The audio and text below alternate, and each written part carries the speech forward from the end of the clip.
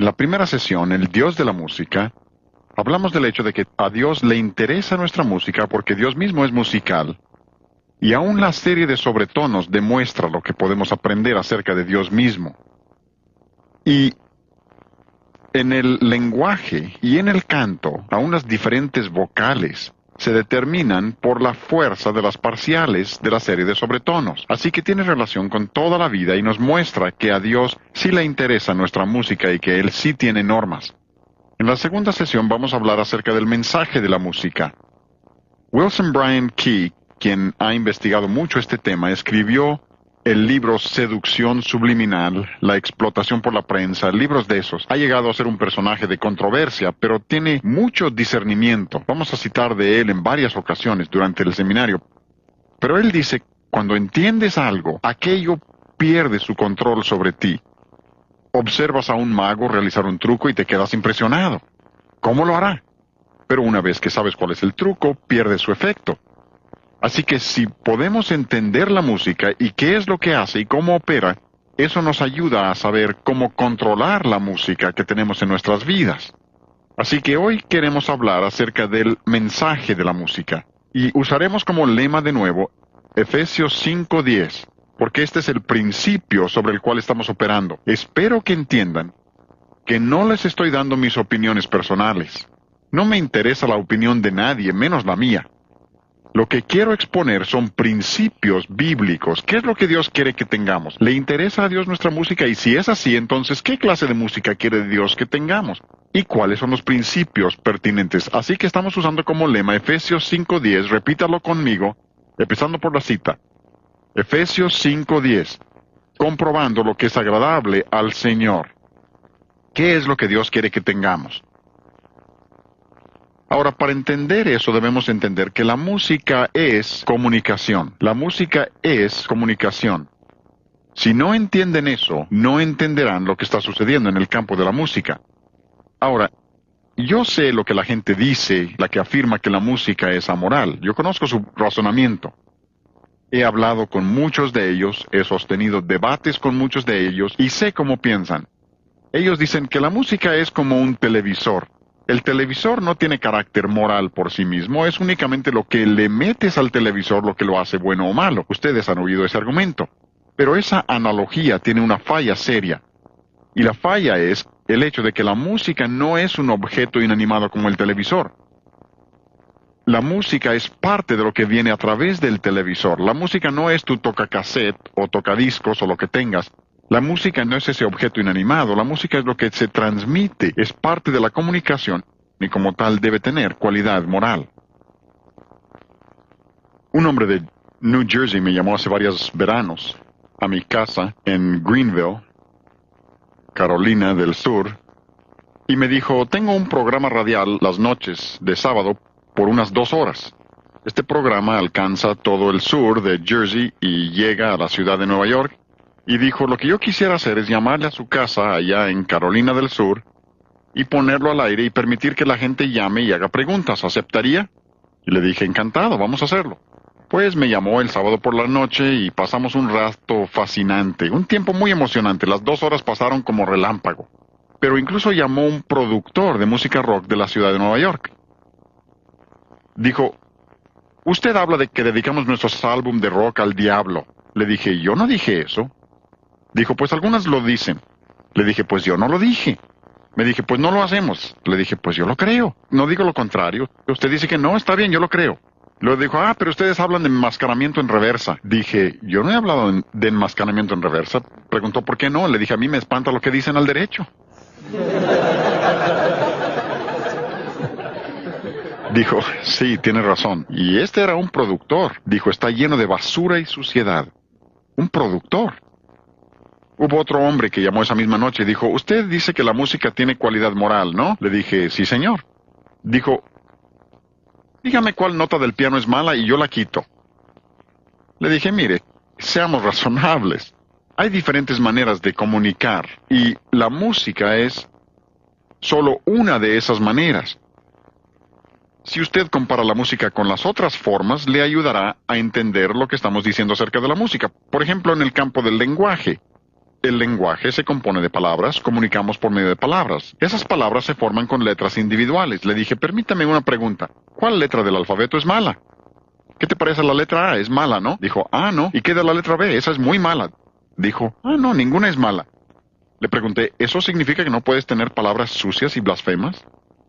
Claro que puedes, porque aun cuando las letras individuales son neutrales, una vez que las empiezas a combinar, tienes palabras y tienes cualidad moral. Puedes tener lenguaje bueno o lenguaje malo dependiendo de cómo las combinas y cómo las dices. Le dije, veamos en el campo del arte. Arte es otra forma de comunicación, les llamamos bellas artes. Es otra forma de comunicación. ¿Qué sucede en el arte? El arte consta básicamente de líneas y círculos. Confirmé esto con un dibujante. Dijo, básicamente sí, hay otras cosas. Y le dije, en la música también hay otras cosas, pero básicamente, arte son líneas y círculos. Así que le dije al hombre en el radio, supongamos que dibujo una línea. ¿Es una línea mala? Dice, no. Pregunté, ¿entonces un dibujante no podría tomar ese mismo papel y dibujar algo pornográfico? Claro que puede. ¿Por qué? Porque aunque las líneas y los círculos sean neutrales, una vez que los empiezas a combinar, tienes cualidad moral. Hay arte bueno y arte malo según se combinen los elementos. Le dije, si eso es cierto en el lenguaje y es cierto en el arte, ha de ser cierto también en la música. ¿Notas individuales? No, son neutrales. Pero cuando las empiezas a combinar, cuando les agregas ritmo, cuando empiezas a convertirlo en lenguaje, puedes tener música buena o música mala según la combinación de los elementos y la manera de ejecutarlo. La música es comunicación, por tanto debe tener cualidad moral. No puedes decir que sea amoral. Aún más, Wayne Barlow, otro de mis maestros en la Escuela de Música Eastman, he mencionado a varios de ellos. Estos son eruditos muy respetados, son músicos muy distinguidos. Wayne Barlow está en la música electrónica ahora. Creo que uno de los hombres más brillantes que jamás he conocido. Wayne Barlow dijo en uno de sus libros, el significado de la música es la música misma, no la letra. Vamos a citar a muchos más que dicen lo mismo, pero dijo, no es la letra. Y luego continúa y dice, se entiende aún mejor que el lenguaje mismo. Y es que las palabras pueden ser muy confusas. Tienes que tomar el contexto para entender el significado de las palabras. Por ejemplo, la palabra calle. ¿Qué significa? En un contexto es un camino, en otro es orden de callar, pero la ortografía y la pronunciación es la misma. Y dices, pues, ¿cómo lo puedo entender? Tienes que ver el contexto para ver cómo se usa. Y cuando empiezas a entender el lenguaje de la música, el Dr. Barlow dice que se entiende mucho mejor que las palabras. Él reconoce ese hecho. Lo que trato de hacerles ver es que los eruditos siempre reconocen este hecho. Este es un libro muy interesante. Este no lo lean a menos que les guste mucho leer. Esta es lectura muy pesada. Y lo que hace este autor es que toma algunas de las doctrinas fundamentales de la Biblia y muestra cómo se relaciona la música con esas doctrinas y cómo la música que tenemos en nuestras iglesias debe corresponder a las doctrinas que profesamos creer. Y por ahí dice, las palabras por sí solas son inadecuadas. La música nos ayuda a entender la verdad de los hechos. La música va más allá de los hechos, a los significados ocultos. Debemos saber que eso es cierto. En nuestra época con la televisión debemos entender esto mejor que nunca. ¿Por qué? ¿Alguna vez han bajado el volumen de la televisión para ver qué entienden? No entenderán mucho. Porque el sonido de fondo determina lo que está sucediendo. Por ejemplo, en una escena donde una mujer se acerca a una puerta, mete la llave a la chapa, hace girar la perilla, abre la puerta, entra. Sucede todos los días, ¿no? Pero la música te dice que alguien la espera en el interior. ¿Ven? La música determina el sentido. La música va más allá de los hechos porque la música es el lenguaje de los sentimientos. Y no hay que tenerle miedo a los sentimientos. Algunos piensan que todo lo sentimental es malo. No, recuerdas las cosas en las que participas emotivamente. Yo recuerdo cuando se casó nuestra hija menor, Gina. Fue un momento emotivo, porque entregábamos a nuestra última hija. También recuerdo muchos años antes, cuando ella nació. Me tocó ver el nacimiento. Estuve ahí, creo que todo papá debe tener esa experiencia. Vi el nacimiento. Vivíamos en Carolina del Sur, llamé a mi hermana en New Jersey para decirle que teníamos una nueva niña en nuestra familia. Pasé 20 minutos llorando al teléfono. Pagué por 20 minutos de llanto. ¿Por qué? Porque tenía una participación emotiva. Cuando me casé con Flora Jean, ya hace buen rato, lo recuerdo como si hubiera sido ayer. ¿Por qué? Tenía participación emotiva, y la sigo teniendo. Pero recuerdas las cosas en las que tienes participación emotiva. Dios sabe eso, por eso nos dio la música. Díganme, ¿cuántos de ustedes vivían en 1963 cuando el presidente Kennedy fue asesinado? Algunos. ¿Cuántos pueden recordar dónde estaban cuando supieron la noticia? He preguntado eso en todas partes y la gente siempre recuerda. ¿Saben por qué? Ese fue un momento muy emotivo para los Estados Unidos y puedes recordar dónde estabas cuando lo supiste. ¿Cuántos recuerdan la explosión del Challenger? ¿Dónde estaban cuando lo supieron? Como es algo tan emotivo para el país, recuerdas el evento muy bien. Yo recuerdo comerciales que escuché hace años. La televisión está consciente de esto. El radio entendió esto. No recuerdo dónde los escuché, pero por ejemplo, quisiera al mundo darle hogar y llenarlo de amor, sembrar 1000 flores de color en esta Navidad. ¿Cuántos recuerdan eso? Algunos arrugaditos recuerdan eso. Obvio que de eso hace mucho tiempo. Pero aún lo recuerdo porque le pusieron una tonadita. Si no le hubieran puesto música, no lo recordaría. Les podría cantar comerciales actuales. Y si es que ellos saben eso, saben que cuando se transmitió el juego del Supertazón el año pasado, un comercial en ese programa costaba $28,000 por segundo. No por minuto, $28,000 por segundo. ¿Por qué se imaginan que siempre ponen música en el fondo? Quieren despilfarrar dinero, ¿no? Ah, no, están conscientes de que eso te cautiva y te ayuda a recordarlo porque afecta tus sentimientos y lo recordarás mucho tiempo después de que hayas olvidado otras cosas. Por eso predicadores que piensan que pueden predicar el evangelio y usar el tipo de música que queramos están equivocados porque la gente recordará esos cantos mucho tiempo después de que hayan olvidado el mensaje. Y no estoy menospreciando la predicación, pero es la música y Dios así lo diseñó. Esto es lo que dice este hombre. Música va más allá de los hechos, a los significados ocultos. Comunica en un nivel diferente. Y de nuevo, como ya he dicho, nada tiene de malo tus emociones, pero también tenemos que entender que hay algunos sentimientos que no caben en el cristiano. ¿No es así? Así que si hay emociones que no van con el cristianismo, debe haber también cierta música. Si la música es un lenguaje de los sentimientos, hay cierta música que no queda con el cristiano tampoco. Eso tiene sentido, ¿no? Leonard Bernstein dice, la música no tiene que pasar por el sensor del cerebro antes de que pueda llegar al corazón. Dice, un fa sostenido no tiene que considerarse en la mente, pega directamente y por eso es tanto más poderoso. Lo que dice es que sin que lo analice tu mente, pega directamente en tus sentimientos y te alcanza en un nivel que no puede ser alcanzado de ninguna otra manera. La música tiene ese poder y debemos saberlo. Este es un libro muy interesante. Lápidas que hablan y otros cuentos de la era de la prensa. ¡Qué títulos tan interesantes! Obvio que están en el campo de la comunicación. Este hombre se llama Gary Gumpert. Es un libro secular, pero miren lo que dice. Alguna de esta gente de la televisión pregunta, ¿cómo es posible que la inmoralidad en la pantalla propicie inmoralidad en la vida real? Dicen que simplemente no puede ser. Los magnates de la televisión dicen, no, lo que proponemos en la televisión solo tratamos de mostrar la realidad. Y debo decir que están totalmente confundidos en cuanto a lo que es la realidad. Recuerden que realidad es lo que se acerca más a la verdad y la verdad es lo que Dios afirma que es verdad. Así que ellos muestran la cara asquerosa de la vida y dicen que eso es realidad. Están confundidos, pero dicen, podemos mostrar toda esta inmoralidad, consumo de drogas, todo eso, y no afecta a nadie.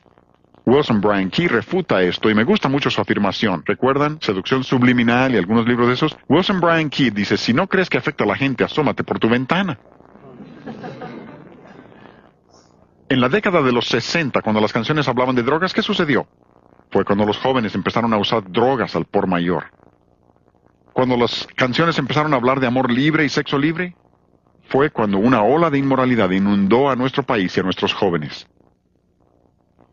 Y él dice, si no lo creen, asómense por la ventana. Si los cantos lo proclaman, la gente lo va a hacer. Ahora mismo, uno de los más grandes amenazas, incluso en la última estadística que vi, dice que la segunda causa de muerte en adolescentes después de accidentes automovilísticos en los Estados Unidos es el suicidio.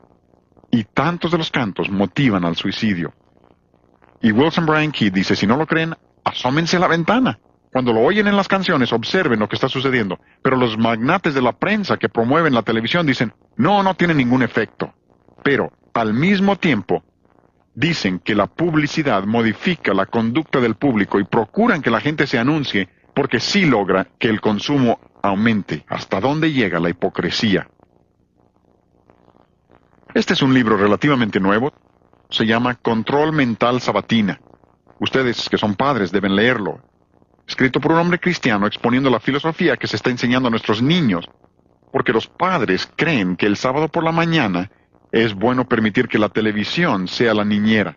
¿Y qué cosa puede ser más inocente que las caricaturas? Si no las has visto, debes verlas con tus hijos. Porque este hombre demuestra el hecho de que se está enseñando a nuestros hijos toda una filosofía errónea y no es una buena niñera. Les enseña una filosofía y un estilo de vida y una mentalidad que les afectará de por vida y definitivamente no es cristiana. ¿Cuándo fue la última vez que viste un programa de televisión que muestra a una familia cristiana celebrando su devocional juntos? No lo verán nunca. Incluso siempre que muestran a los cristianos ponen a un predicador y lo ridiculizan. Siempre es una especie de tontito. En las caricaturas observarán que el padre siempre es el tonto, el idiota. Es una filosofía equivocada y tenemos que entender que sí nos afecta, y parte de su efecto es a través de la música. Este es un libro muy iluminador. Repito, este sí es lectura muy pesada. No lo lean a menos que les guste leer cosas muy pesadas. Se llama Una teoría generativa de la música tonal. Si no me interesara este tema, yo no lo hubiera leído. Escrito por dos hombres, Fred Lerdahl y Ray Jackendoff. Uno es catedrático en la Universidad de Columbia y otro es Universidad de Brandeis, para que conozcan su trasfondo. Uno es musicólogo, el otro es lingüista. Escribieron su libro porque querían hacer un estudio para exponer las reglas de la música que se comparten por todas las culturas. Tomaron lo mismo que hemos mencionado, la monogénesis de la música, y dijeron, debe haber reglas que rebasan los límites de las culturas, que rompen barreras etnológicas, y debe haber reglas que se aplican a toda la música. Cuando lo estudiaron en el campo del idioma, ¿saben lo que descubrieron? Encontraron que el 85% de los principios del lenguaje son innatos, y solo el 15% tiene que ser aprendido. ¡Qué maravilla! ¿Y por qué? Si vamos al libro de Génesis, el primer capítulo, y vemos que Dios es un comunicador. Es inevitable esa conclusión. Dice el versículo 3. Y dijo Dios, versículo 5, y llamó Dios, versículo 6, y luego dijo Dios, 8, y llamó Dios, vez tras vez. Dios habló y el mundo fue, y un día, como veremos en la sesión 6, nuestra última, como dice en Hebreos 12, un día hablará y el mundo dejará de existir por la palabra de su poder. Y aquí vemos que Dios es un comunicador. Así que cuando Dios nos hizo a nosotros, nos hizo capaces de comunicar. Los animales no comunican como nosotros. Tendrán su manera, pero no se comunican igual que nosotros. Solo el hombre puede hacer eso, porque el hombre está hecho a la imagen de Dios. Pero cuando tomaron esos mismos principios y los aplicaron a la música, ¿saben lo que descubrieron? El 95% de los principios de la música son innatos. Y solo el 5% tiene que ser aprendido. En el campo del lenguaje dijeron, si dejáramos a los niños solos, arreglarían el idioma. Por ejemplo, le dices a un pequeño que traiga algo y dice, lo traigo. Y le dices que lo ponga en el pasado y dice, lo trají. ¿Por qué? Ese es el 15% que tiene que aprender. Es lo diferente, lo irregular. Pero dicen que en el campo de la música, el 95% de esos principios en la música son innatos y solo el 5% tiene que ser aprendido. Tienes que violar todos los principios de la buena música para poder disfrutar el rock. Toma simplemente lo que toca al volumen. Olvida todo lo demás, solo el volumen. Casi tienes que ser un sadomasoquista para oír eso, porque Dios ha hecho tus oídos para resistir cierto volumen. Y como veremos en la sesión 5, Dios ha hecho tus oídos para resistir cierto volumen. Incluso si empiezas en 115 decibeles, no debes oírlo más de 15 minutos. Y por cada 5 decibeles que aumentes el volumen, el tiempo debe ser la mitad. A 120 decibeles, limítalo a 7 minutos y medio. A 125 decibeles, limítalo a 3 minutos y cuarto. Díganme, ¿quién determinó eso? A ver, Dios determinó eso. Algunos dicen, la belleza está en el ojo del que mira. No lo crean. La belleza está en el ojo de Dios. Dios es el que determina lo que es bello, y resulta que estos hombres que no pretenden enseñar principios cristianos se dan cuenta de que el 95% de los principios Dios los ha puesto en nosotros en forma innata y solo el 5% tiene que ser aprendido. Volviendo al libro de Neil Postman, Matándonos de diversión, dice en ese libro, la forma en que se expresan las ideas afecta lo que serían esas ideas. Eso debe ser obvio. Supongamos que me hacen un regalo, y sería buena idea. Imaginen que al darme ese regalo yo les digo, gracias. Dirán, lo aprecia, le voy a regalar algo más. Pero supongan que al recibir ese regalo les miro y les digo, gracias. Preguntarán, ¿qué le pasa? La manera de decirlo determina la intención. ¿No es extraño que la gente piense que pueden tomar música rock y ponerle letra bíblica y no cambiar el significado de las palabras? Es imposible. Díganme, cuando la gente quiere maldecir, ¿qué nombre usan? El nombre de Dios, el de Jesucristo. Ustedes dirán, ¡qué maravilla! Lo están diciendo tan fuerte que se oye hasta la otra cuadra. No, decimos, eso es blasfemia. No hagas eso. ¿Por qué? La manera de decirlo determina si las palabras son bendición o maldición. Oigan este ejemplo.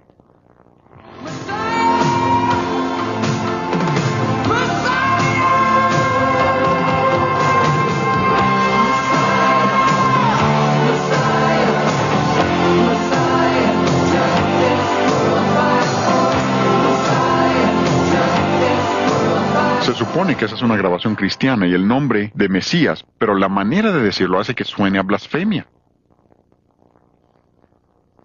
Hablaremos de eso en la sesión 4 cuando hablemos del Evangelio y cómo en realidad lo que están haciendo es presentar otro Evangelio y otro Cristo, y lo hacen con música rock.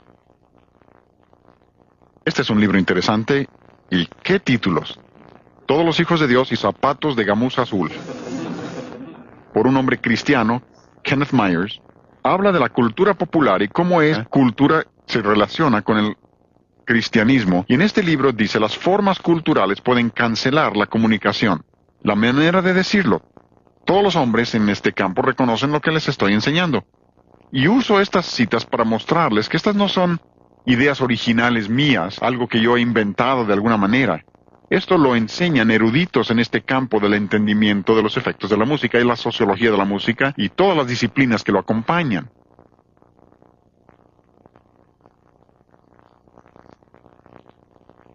Otro libro, volviendo al libro de Gary Gumpert, Lápidas que hablan y otros cuentos de la era de la comunicación, dice en este libro que los fans de esta música, y a propósito en el campo de la música cristiana contemporánea, así les llaman, fans.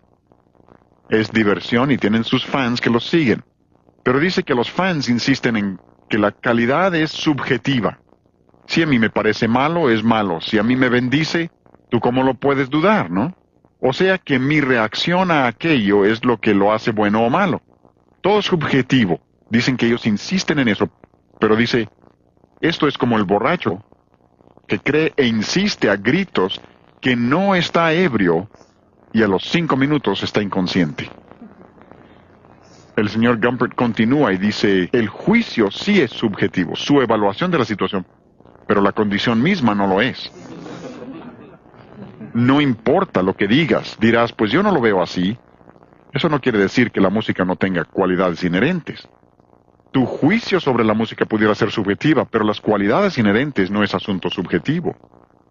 Es objetivo. La palabra de Dios comenta sobre esto, y quisiera tomar los siguientes versículos para mostrarles que hay muchos versículos que aunque no mencionan la música directamente, estos son adicionales a los que veíamos que sí mencionan la música directamente, pero hay muchos versículos que mencionan el tema de manera indirecta, y hay que entender eso.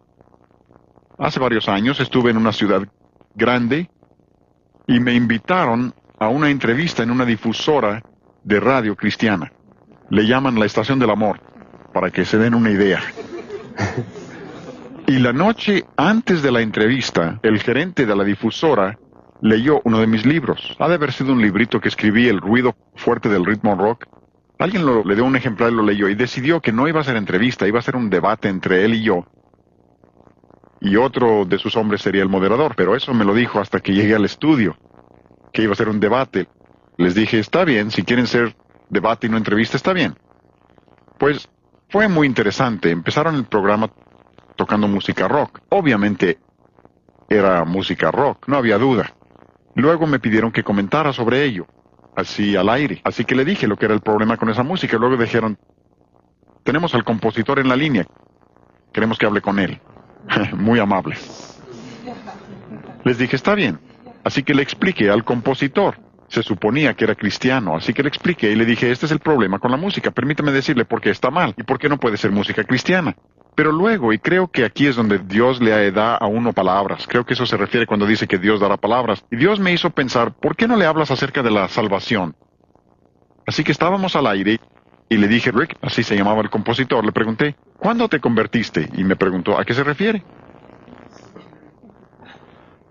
Así que le di unos versículos acerca de la salvación, y dijo, estuve en un festival de rock hace varios años, estaba tocando un canto cristiano, y me impactó tanto la música que tuve que tomar una decisión.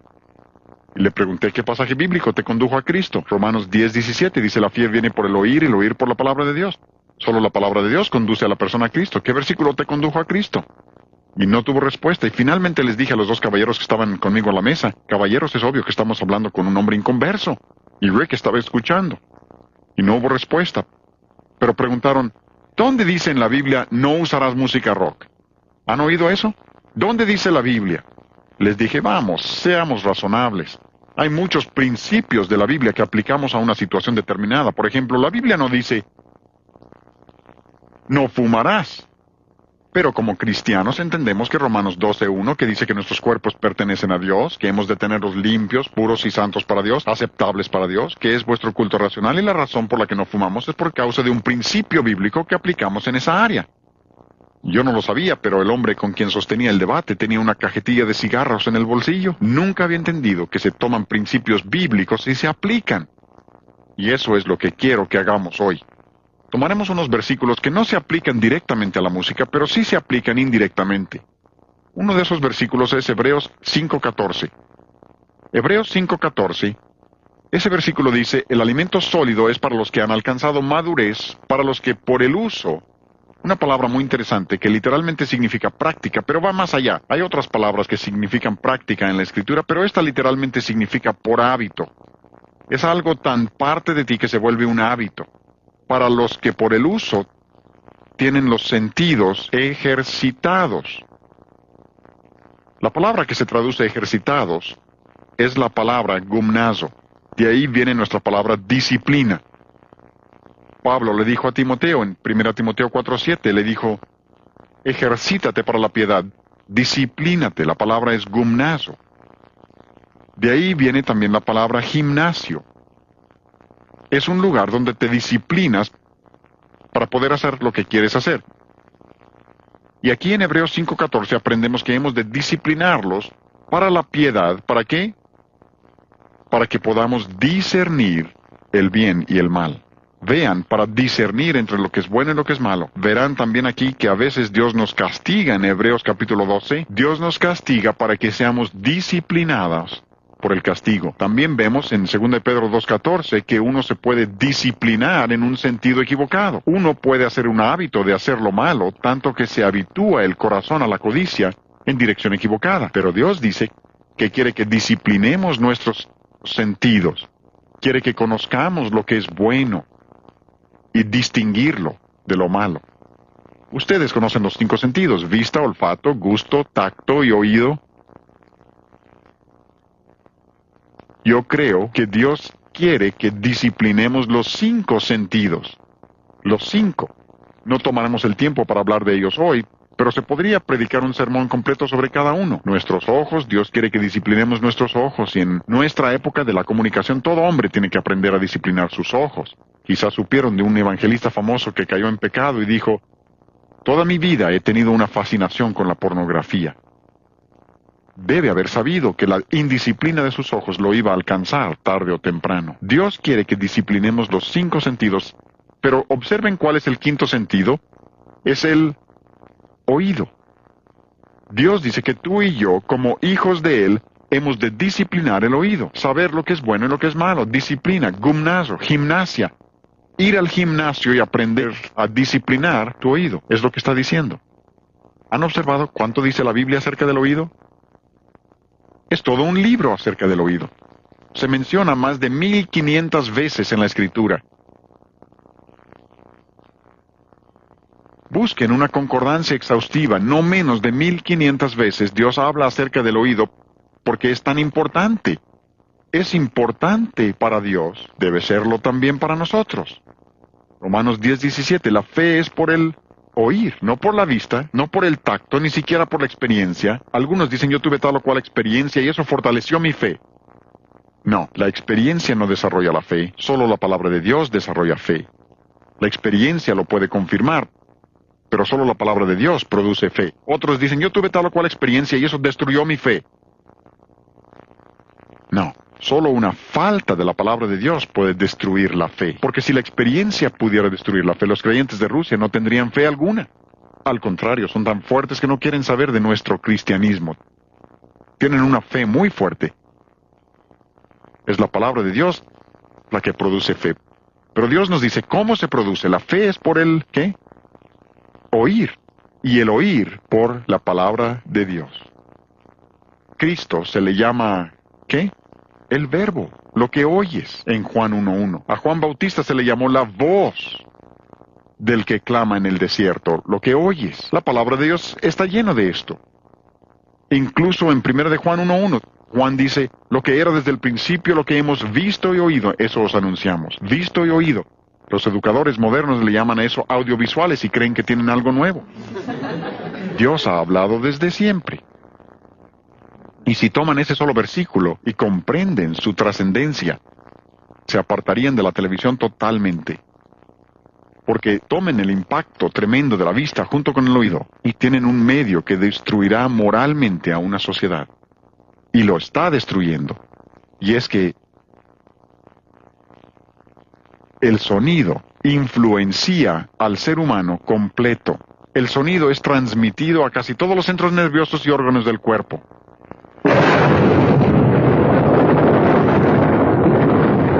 Todos brincaron. Y esa no fue una expresión muy fuerte. ¿Por qué? Tienes más terminaciones nerviosas en el oído que en ningún otro de los sentidos. Dios así te hizo, e hizo que el sonido fuera importante para nosotros. Hay que entender esto. Éxodo 32. Han de recordar este relato. Moisés y Josué, Moisés es el anciano, Josué es joven, y han subido al monte para recibir de Dios los 10 mandamientos. Josué sube un poco y Moisés hasta la cima. Estando él allí, Dios avisa a Moisés que hay problemas en el campamento. Moisés sí tenía aviso previo, pero más adelante los dos vienen descendiendo de la montaña juntos y oyen el clamor que procede del campamento. Y en el versículo 17, Josué habla y dice, Moisés, oigo estruendo de batalla. ¿Tenía razón?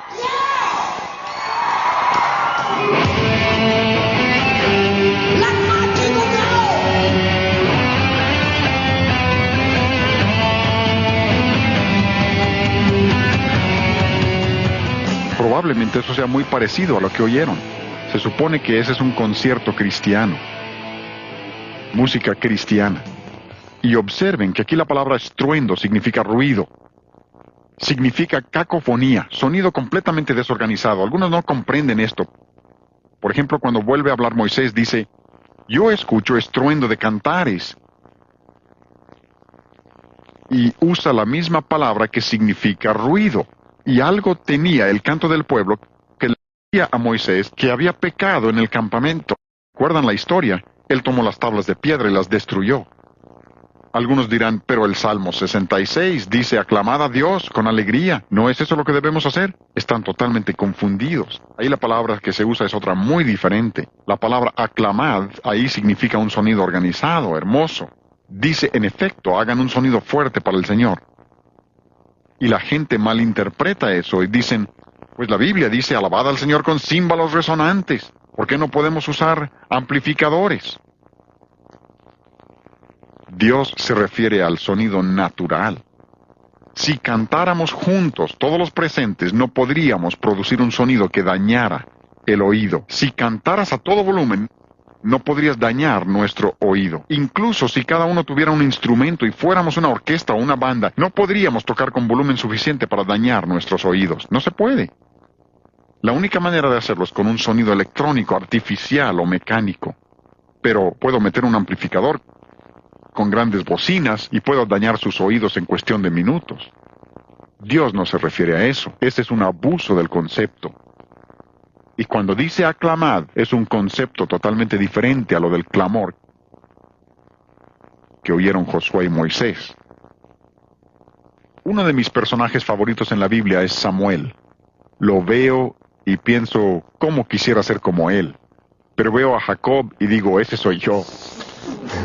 Veo a José o a Samuel y pienso, qué grandes hombres. Pero ahí está Samuel. Es un muchacho. Su madre lo ha entregado a Dios. Así que lo lleva al templo para estar ahí con Elí y sus hijos impíos. Yo en esa situación me haría para atrás. Hubiera dicho, Señor, no me vas a pedir que deje a mi muchachito en esta situación, pero ella lo había prometido a Dios y Dios lo cuidó. Pero seguramente parte del trabajo de Samuel era cuidar al viejito. Mis padres ancianos vivieron con nosotros durante 5 años. Yo sé lo que es cuidar ancianos. Mi papá llegó hasta los 89 años y tuvo su primera embolia 26 años antes. Sé lo que es cuidar ancianos. Y supongo que parte del trabajo de Samuel era estar posiblemente en el mismo cuarto con Elí por si necesitara algo a medianoche. Por lo menos estaba cerca. Si Elí lo necesitara, estaba ahí. Y cierta noche, ustedes recordarán, el Señor llamó a Samuel. ¿Recuerdan? ¿Qué hizo Samuel? Saltó de su cama y corrió a donde estaba el anciano cerca y dijo, ¿me llamaste? Elí dijo, no, yo no te llamé. ¿Saben lo que eso me dice? Eso me dice que Samuel estaba tan atento a la voz de Dios que bastaba que Dios hablara en voz bajita y Samuel lo oía tan fuerte que pensaba que era el anciano que tenía cerca. Conozco gente, adultos, jóvenes, que si Dios les hablara con un trueno, no lo escucharían. Han permitido que el mundo, la carne, el diablo y la música del mundo ahoguen la voz de Dios y sus oídos han sido cauterizados de modo que si Dios les hablara no lo escucharían. Por eso están escuchando toda clase de voces que no debían y haciendo cosas indebidas. Y Jesús, en Marcos 4:24, Jesús dijo, mirad lo que oís. Cuiden lo que oyen, no sean indiscriminados. Mirad lo que oís, pero va un paso más allá. En Lucas 8:18 dijo, mirad pues cómo oís. O sea, usen de discernimiento. Cuando oigan el sonido, tengan discernimiento para saber de qué se trata. No escuchen indiscriminadamente, pensando, bueno, supongo que no lo puedo controlar. No solo lo que oyen, sino cómo lo oyen. Para separar lo bueno de lo malo, porque muchas voces están enseñando el error. Y Dios quiere que desarrollemos discernimiento en el asunto de oír, para que podamos de nuevo juntos, Efesios 5:10, comprobando lo que es agradable al Señor. ¿Hablamos de Dios como el Dios de la música? ¿Sí le interesa? Pero ahora hemos hablado del mensaje de la música, no la letra. Creían que íbamos a hablar de la letra, ¿no? El mensaje de la música y la necesidad de discernir lo bueno de lo malo y tener en nuestra vida la música que Dios quiere.